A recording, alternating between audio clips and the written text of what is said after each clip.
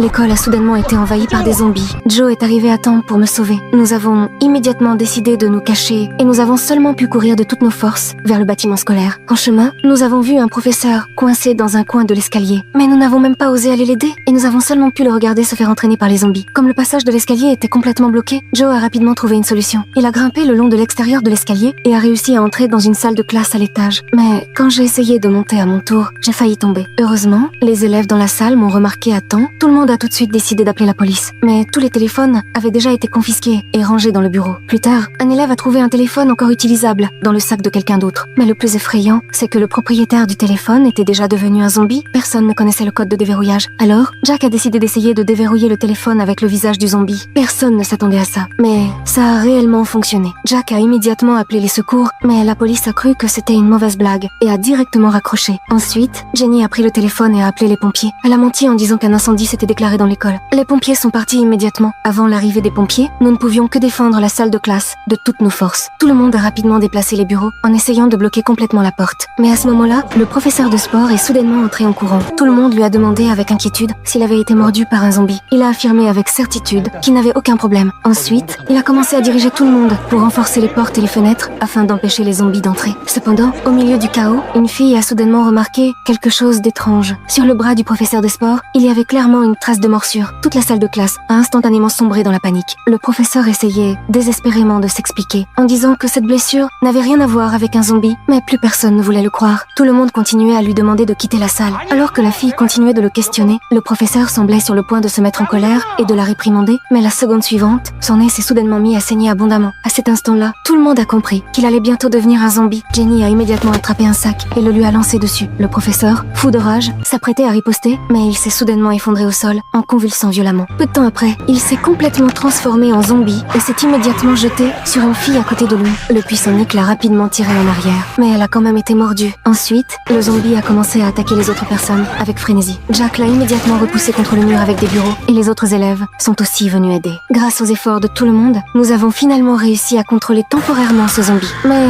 la fille qui avait été mordue a elle aussi commencé à montrer des signes d'infection. Nick ne pouvait que la serrer très fort dans ses bras pour l'empêcher d'attaquer les autres après avoir perdu le contrôle. Pendant ce temps, les autres ont profité de l'occasion pour ouvrir la porte de la salle. Nous avons fui de toutes nos forces sans même nous retourner. Mais un nouveau désespoir est encore apparu devant nous. Quand nous sommes arrivés au niveau des escaliers, ils étaient déjà remplis de zombies. À cet instant, tout le monde est resté figé sur place sous l'effet de la peur.